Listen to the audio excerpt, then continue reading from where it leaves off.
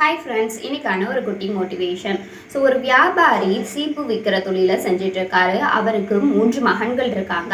அந்த 3 மகன்கள்கிட்டையும் இந்த தொழிலை ஒப்படைக்கணும் அப்படிங்கிறதுக்காக அவர் ஒரு காம்படிஷன் வைக்கிறாங்க.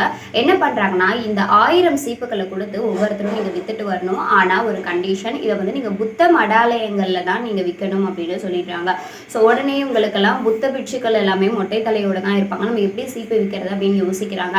ஸோ முதலாவதாக இருக்க மகன் என்ன பண்ணுறான், அதே மாதிரி போகிறான். போயிட்டு 2 சீப்பை தான் வித்துட்டு வரான். அவங்க அப்பா கேட்குறாங்க, எப்படி நீ இதை வித்தன்னு கேட்டான். நான் அதை முதுகு சொரியவும் பயன்படுத்தலாம் அப்படின்னு சொல்லி நான் விற்றேன். அதில் 2 பேர் தான் வாங்கினாங்க அப்படின்னு சொல்லி சொல்கிறான்.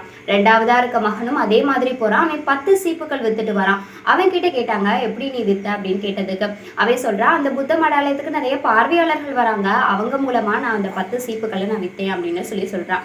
அடுத்ததாக 3வது மகன் வரான். நான் 1000 சீப்புகளையுமே நான் வித்துட்டேன் அப்படின்னு சொல்கிறான்.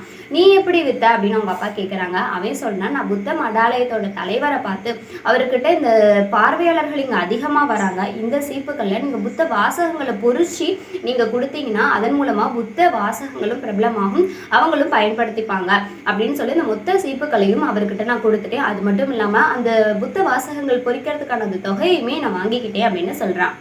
ஸோ உடனே அந்த வியாபாரி கடைசி மகனா 3வது மகனா இருக்கிற அந்த பையன்கிட்ட மொத்த தொழிலோட பொறுப்பையும் ஒப்படைக்கிறாங்க. இந்த கதையிலேருந்து நான் என்ன சொல்ல வரேன் அப்படின்னா, நம்ம செய்யக்கூடிய தொழில எந்த அளவுக்கு நுணுக்கமா ஆராய்ச்சி புத்திசாலித்தனமா செய்யறோம் அப்படிங்கிறதுல தான் வெற்றி நிச்சயம் அப்படிங்கிறது தான் இந்த கதையோட கருத்து.